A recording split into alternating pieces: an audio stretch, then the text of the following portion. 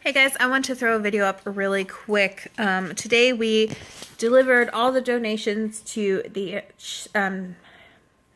Children's Museum. I'm sorry, I'm like really tired. The Children's Museum. I will edit all that in like a day or two and have that up for you guys.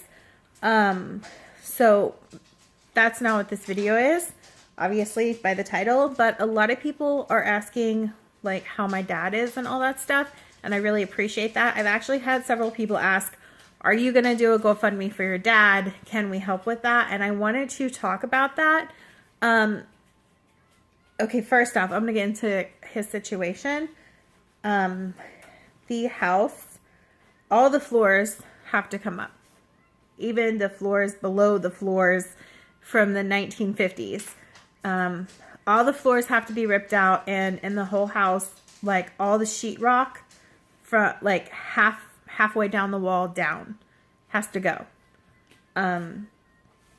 So that's the situation of the house. My dad did not have flood insurance, and the insurance people came out to see if they could find something that they could be like, okay, we can blame this on something else, you know, or whatever. But there's really not much that they will cover because most of it's flood damage.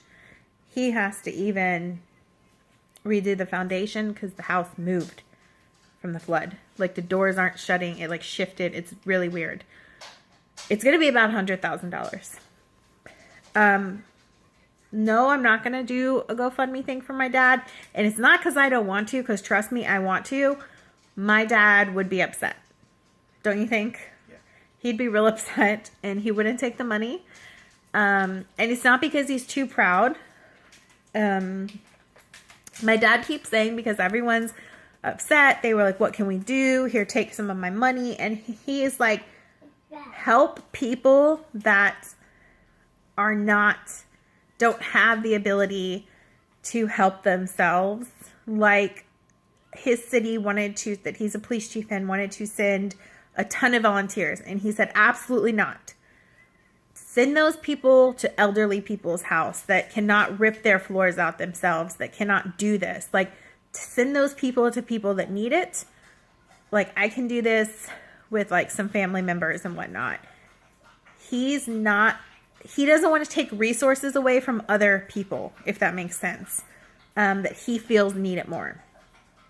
And he said, you know, I can work a couple extra years before I retire and, you know, just make it work to come up with this money.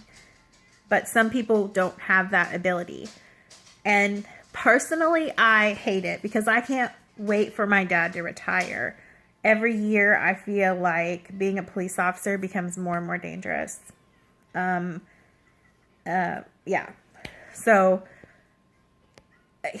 but my dad, like I said, if I raised, like say I raised $100,000 for him, people in the city helped and all this stuff, he would be like, no, hit the refund button.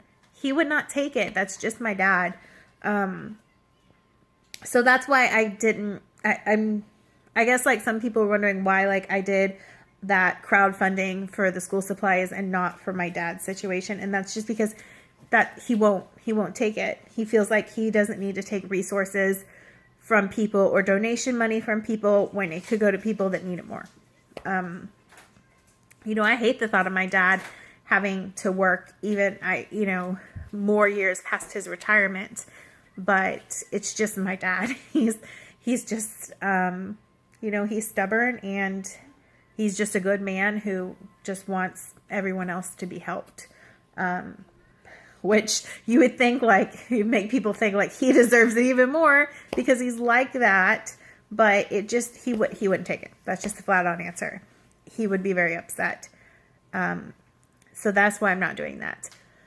But like I said, they also have 401ks. They're talking about taking from that, like I said, and maybe taking care of the house that way and then working a few more years to get that money back up. I mean, like he says, the way he says is, I can figure it out.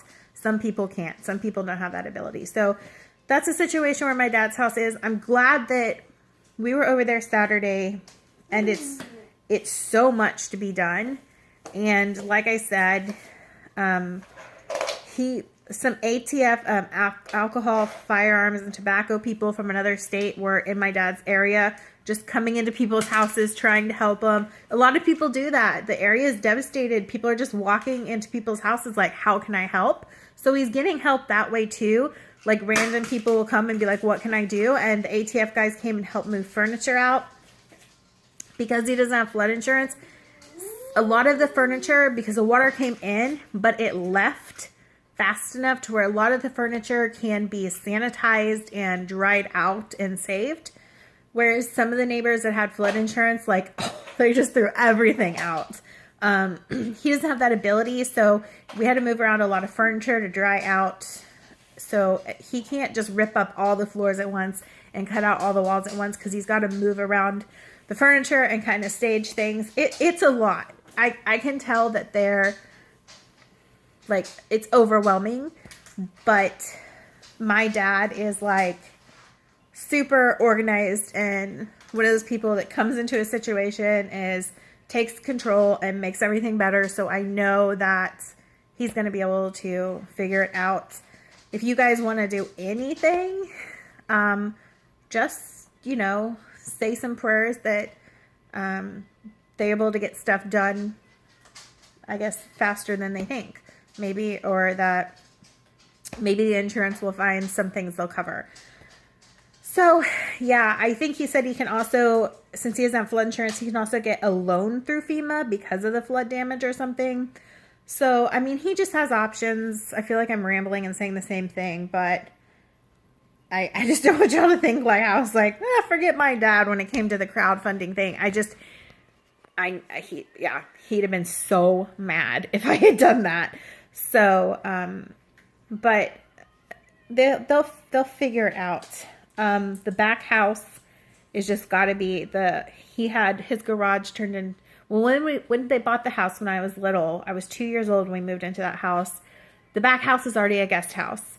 They turned the garage into a guest house, and then he redid it, and we helped him redo it before we moved in there and started paying rent while we were paying off our debts and trying to find a house to move into. So that house was redone maybe like 8 years ago, and that whole thing has got to be completely redone. So they said they might maybe consider redoing that because it's so small, moving into there.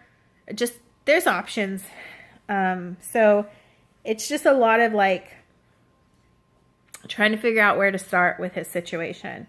And that's got to be getting the stuff out before it molds. Some of the stuff's already starting to mold. We're helping rip up the floors. There was still water under the floors.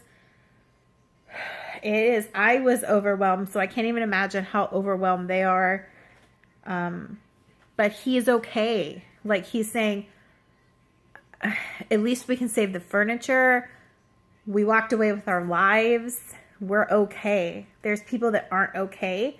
So I really urge you that if you still want to help people that aren't okay, I really would like still say the JJ Watt Fund. He is on the news here, going out to the people, making sure every dime of that money goes to help the people that need it. So, I mean, if y'all want to help people that really need it, that's where I would tell you to go. I appreciate y'all so much wanting to help my dad, but he won't take it. So, I'll keep y'all updated on the situation. I shared some stuff in my Instagram story the last time we were out there. I'm not going to put pictures up online of his damage and stuff. It's just like out of respect for that's his home. That's my childhood home. And I know people are curious and they want to see that stuff, but they're not posting pictures online. So out of respect, I'm not going to do that. I'm not going to put it in the video. I did film like the street and a couple of things and the floors that we worked out, like Justin and my dad working, but that was just in my Instagram story that like disappears in 24 hours. But yeah, I know some of y'all are curious to see that, but it's just a lot of heartbreak. So that's the update on him. In a couple days, y'all will see the video from the Children's Museum and us buying the supplies, and we'll see you guys in that video. Bye.